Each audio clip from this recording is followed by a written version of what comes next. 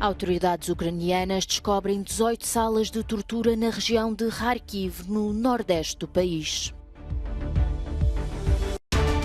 Moscovo prepara a festa da anexação. Putin formaliza esta sexta-feira a ligação de 4 áreas da Ucrânia à Rússia. Ian semeia destruição e morte na Flórida. Joe Biden diz que este pode ser o furacão mais mortífero na história do estado.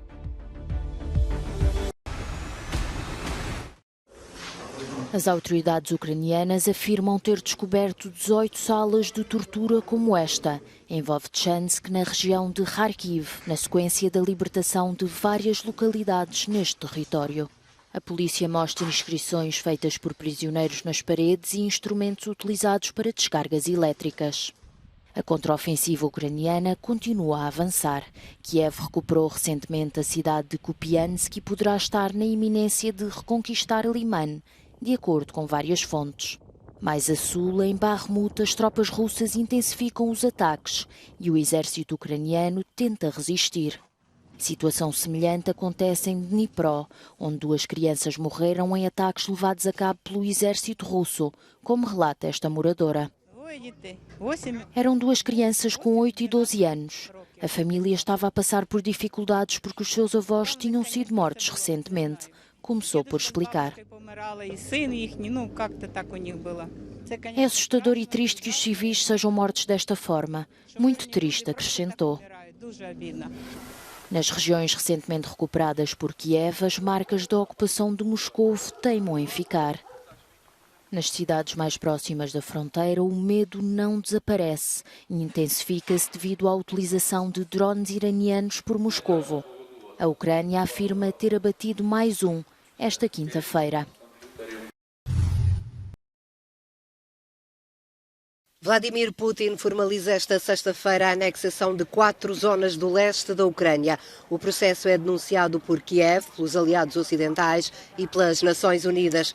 Até a China criticou a violação da integridade territorial de um Estado soberano. Mas no Kremlin ultimam-se os preparativos para a festa e os líderes das zonas anexadas, nomeados pela Rússia, já estão em Moscovo. Kirill Stremusov, chefe adjunto da Administração Civil Militar de Kherson, regozija-se com a situação. Felicitamos todo o povo russo em todo o mundo por esta grande celebração. Conseguimos. A região de Kherson, a região de Zaporizhia e as repúblicas populares de Donetsk e Luhansk tornar-se-ão agora para sempre partes da Rússia. Enquanto a Rússia se prepara para festejar, na Ucrânia reforça-se a convicção de que o país é indivisível e cresce a vontade de lutar pelo território. O presidente da Câmara de Kramatorsk, Alexander Oncharenko, faz um apelo às autoridades separatistas russas. Por favor, não façam coisas estúpidas. Não tomem as medidas que pretendem tomar para confirmar e aceitar a anexação dos nossos territórios. O Donbass sempre foi a Ucrânia, é a Ucrânia e será sempre a Ucrânia. Lutaremos por isso.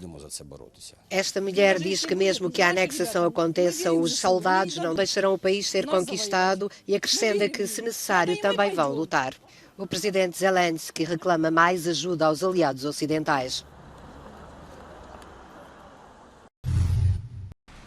Finlândia fecha portas a turistas russos. Esta sexta-feira deixam de ser emitidas autorizações de entrada ou reconhecidos os vistos turísticos pré-existentes. O governo de Helsínquia justifica a decisão com razões de segurança. Cita para o efeito os referendos ilegais organizados pela Rússia no leste da Ucrânia e as fugas detectadas nos gasodutos do Mar Báltico. À porta da NATO, a Finlândia diz que a continuação da chegada de turistas russos está a pôr em perigo as relações internacionais do país. A Finlândia partilha uma fronteira terrestre ao longo de mais de 1.300 quilómetros com a Rússia. Vai continuar a permitir a entrada de cidadãos russos por razões familiares, de estudo ou de trabalho. Acolhe também, por razões humanitárias, os dissidentes políticos. Foi detectada mais uma fuga de gás no Nord Stream. É a 4ª ruptura no gasoduto que atravessa o Mar Báltico, uma informação da Guarda Costeira da Suécia. Em declarações ao jornal Svenska Dagbladet, as autoridades esclarecem que há agora 2 fugas em águas suecas, 2 outras estão no perímetro dinamarquês. A NATO classificou estes episódios como atos de sabotagem, deliberados, imprudentes e irresponsáveis. Os Nord Stream 1 e 2 foram construídos para abastecer a Alemanha e outros países europeus, mas a ligação foi suspensa após a invasão russa da Ucrânia. De acordo com a informação disponível, esta quarta ruptura ocorreu no Nord Stream 2, perto de uma outra detectada anteriormente.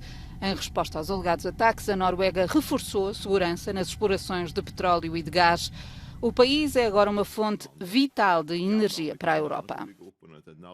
A Europa pode compensar o desaparecimento do gás russo, mas se também houvesse uma quebra no gás norueguês, a economia europeia entraria em colapso e seria um inverno escuro e frio. A Aliança Atlântica avisa que os ataques às infraestruturas críticas dos Estados-membros terão uma resposta unida e determinada. A NATO não aponta responsáveis, tal como a Rússia, que veio dizer que as fugas são resultado de um ato terrorista que envolve um Estado estrangeiro. Orientações para poupar energia, taxar os lucros excessivos e limitar as receitas dos produtores que beneficiam da atual distorção do mercado. São medidas para baixar o preço da eletricidade que deverão ser aprovadas na reunião dos ministros da Energia da União Europeia. Sabemos que a maioria do aumento dos preços de energia não se deve às regras do mercado em si, mas a uma disrupção no seu funcionamento que devemos corrigir. Vamos trabalhar para encontrar forma de o fazer. Menos consensual é definir um teto máximo para o preço de todo o gás importado, como pediram 15 países, incluindo Portugal, numa carta para a Comissão Europeia. Nela pode ler-se que o teto máximo para o preço é a única medida que ajudará cada Estado-membro a mitigar a pressão inflacionista e a limitar os lucros extra do setor.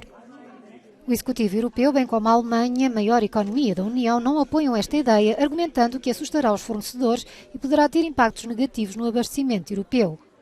A Comissária Europeia para a Energia, Kadri Simpson, sugeriu atuar apenas no interior do mercado único, ao introduzir um limite ao preço do gás para a produção de eletricidade. Uma medida inspirada no mecanismo excepcional que foi aprovado para Espanha e Portugal, pouco dependentes do gás, mas cujos preços de eletricidade estavam indexados a esse valor. Voltando às 3 medidas de emergência na agenda dos ministros, estarão limitar o preço de venda da eletricidade a 180 € megawatt-hora para os produtores de energia que usam apenas o nuclear ou fontes renováveis.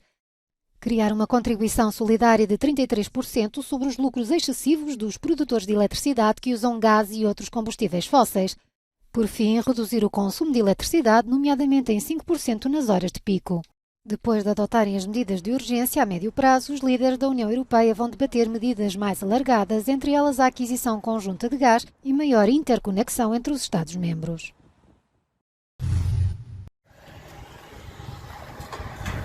Cenas apocalípticas na Flórida, no rescaldo do Ian, o furacão de categoria 4 que se abateu sobre o estado. Os danos causados são enormes, vastas áreas estão submersas, os serviços de socorro não têm mãos a medir. Desconhece-se o número de mortos, mas estima-se que será elevado. Chegou à Terra quarta-feira e continua ainda a atravessar o estado. Este pode ser o furacão mais mortífero da história da Flórida. Os números de vítimas ainda não estão claros, mas estamos a ouvir relatos iniciais do que pode ser a perda substancial de vidas. Biden anunciou que vai visitar a Flórida assim que as condições o permitam e irá também a Porto Rico.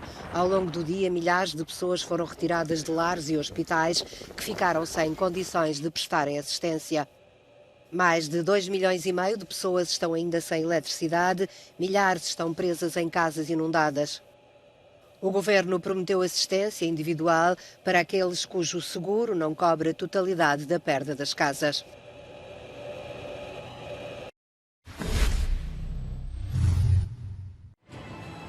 Os adeptos que quiserem encher os estádios do Qatar no Campeonato do Mundo de Futebol que se avizinha não precisam de estar vacinados contra a Covid-19, mas estão obrigados a apresentar um teste negativo na chegada ao país. As regras sanitárias para quem pretende marcar presença no torneio foram dadas a conhecer esta quinta-feira, com a organização a esclarecer que os autotestes não serão admitidos no controlo fronteiriço. As medidas obrigam ainda qualquer adulto a descarregar uma aplicação de telemóvel controlada pelo governo local para permitir o rastreamento dos possíveis casos da doença.